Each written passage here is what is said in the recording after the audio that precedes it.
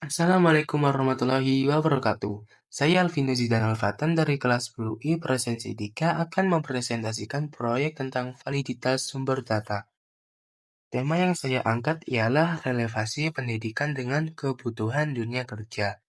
Sebuah artikel dari kumparan.com yang berjudul Vertical Mismatch, 35,36% pemuda RI bekerja tidak sesuai dengan tingkat pendidikan.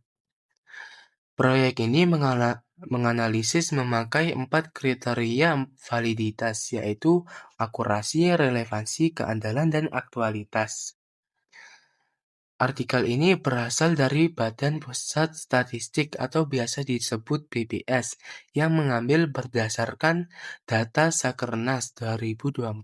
Maka dari itu tingkat kepercayaannya tinggi karena BPS itu adalah sumber primer data statistik nasional yang akurat, transparan, dan jarang direvisi, kecuali ada koreksi resmi, serta berita ini hanya merangkum tanpa menambahkan opini subjektif.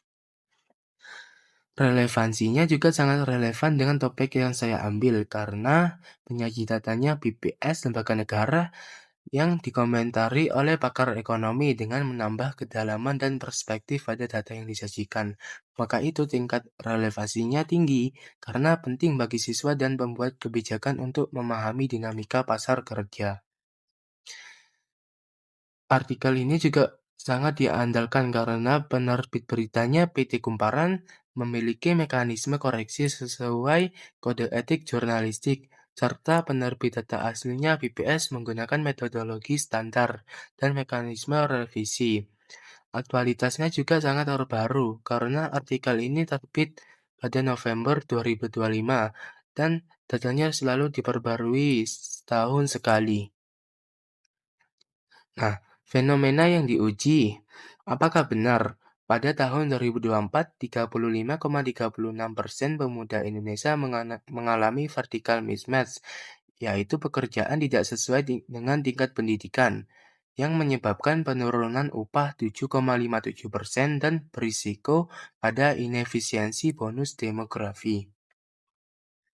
Dari fenomena itu saya memakai teknik verifikasi triangulasi data, yaitu melakukan verifikasi silang menggunakan berita terpercaya dan jurnal ilmiah.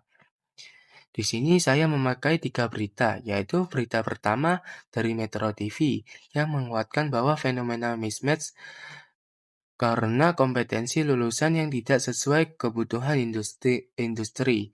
Dan berita kedua dari CNBC Indonesia yang mengonfirmasi angka kunci 35% pekerja muda mismatch karena upah lebih rendah 7,57%. Berita ketiga dari detik.com yang memberi konteks tambahan tingginya pengangguran lulusan PT juga disebabkan deindustrialisasi. Saya juga memakai 2 jurnal untuk memverifikasinya, yaitu jurnal pertama dari Kemendikbudristek yang menemukan GAP signifikan pada soft skill lulusan SMK karena proses pembelajaran yang kurang.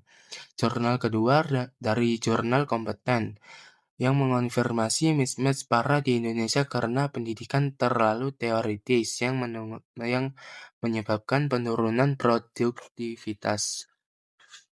Jadi kesimpulannya, berita kumparan itu sangat valid, dinyatakan valid karena data bersumber langsung dari BPS yang memakai metodologi yang jelas, disajikan oleh media yang kredibel yaitu PT Kumparan, dan fenomena serta angka-angka kunci dikonfirmasi oleh sumber berita dan jurnal ilmiah.